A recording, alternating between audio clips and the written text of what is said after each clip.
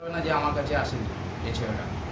মানে এখন তোমার সন্তানকেই তোমার হ্যাঁ, আমি আমার সন্তানকে তোমার মানে স্ত্রীকে না পেলেও না, তোমার দুই সন্তান প্রায় 7 বছর সন্তান হয় সেটা। এবং এই বাড়িটা আরেকটা বাড়ি যে কিনেছি ওই বাড়িটাও আমাদের দুজনের না।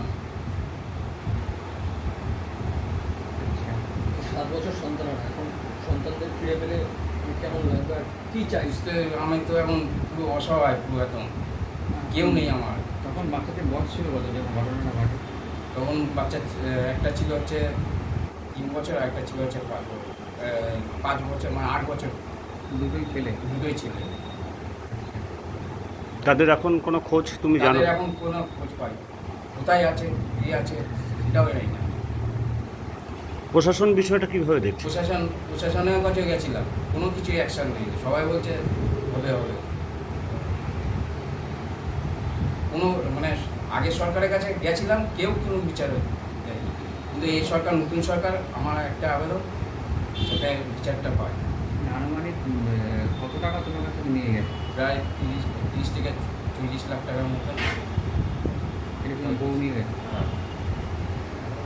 এই টাকাটা নিয়েছে কে?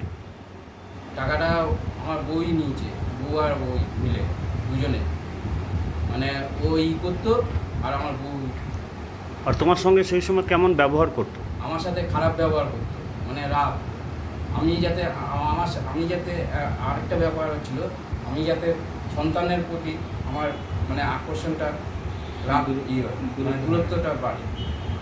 এবং আমি যখন আসতাম আমি সন্তান ছাড়া আমি কিছু চিনতাম না।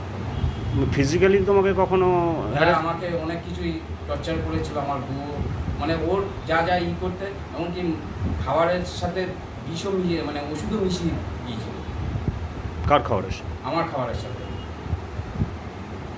তোমাকে মেরে ফেলার জন্য? মেরে ফেলার জন্য। এবং বুড়ো ব্যানার্জি বলেছে ওকে মেরে মাটিতে পুঁতে রাখলি না কেন?